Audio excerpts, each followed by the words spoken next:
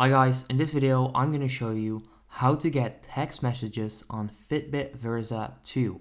Now this works from your iPhone, iPad or Android device, okay? So this is not only a health tracker, but they also have features where you can actually get text messages on your Fitbit Versa 2, okay? And like I just said, this works with your iPhone, iPad or Android device. Now let's show you how you can actually get the text messages on your watch. So you want to open the Fitbit app on your phone. Next up, you want to click on your profile icon at the top left corner. Right there, you want to click on your Fitbit Versa 2 on the list of connected devices. Then next up, you'll see this menu and you want to click on notifications, okay?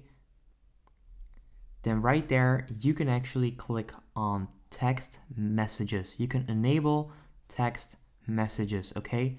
And from there on, you will actually receive text messages onto your Fitbit Versa 2 via Bluetooth on your smartwatch, okay?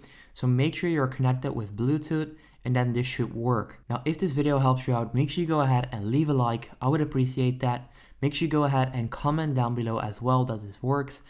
Subscribe to the channel if you want to see more, and then I'll see you in the next one. Have a good day. Peace out.